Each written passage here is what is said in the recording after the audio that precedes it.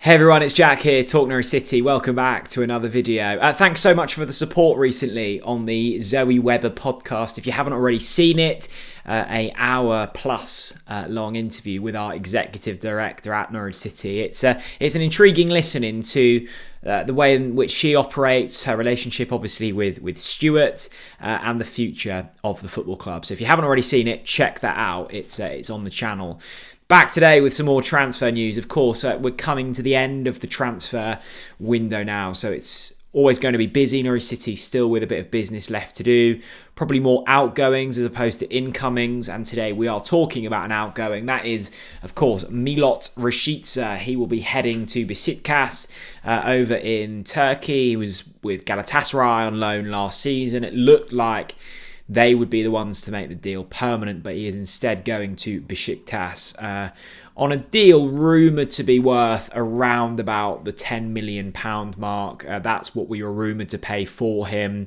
I think a lot of the kind of deal when we signed him from Werder Bremen was built on add-ons. I think originally they said it was about £8 million, which could rise to about 13. I don't think all of those add-ons were met. So it was around the £8 to £10 million mark that we paid for him.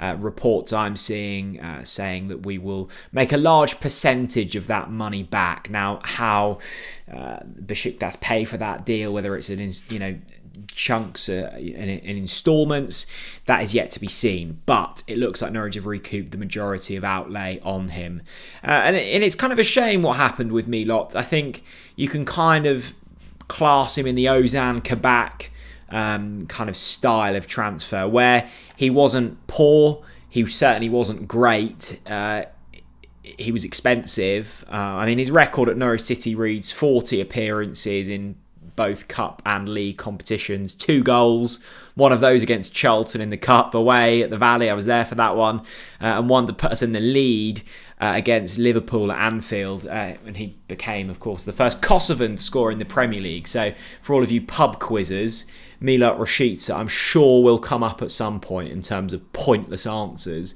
when it comes to nationalities to score in the Premier League. Kosovan, only one person to do it, Milot Rashica. So he heads to Beşiktaş.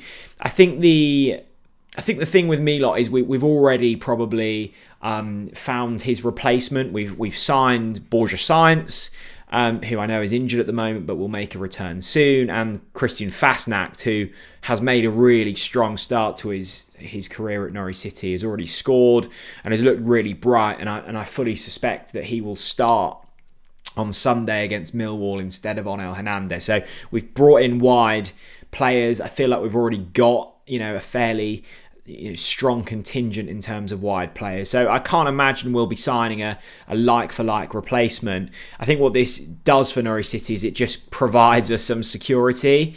And I think, say if we were to sell Big Andy for decent money, then we probably do dip into the market. Much like the Max Aarons money that we brought here in, I suspect this will be future-proofing the football club, and that's really important as we look to kind of progress and hopefully compete at the top end of the championship.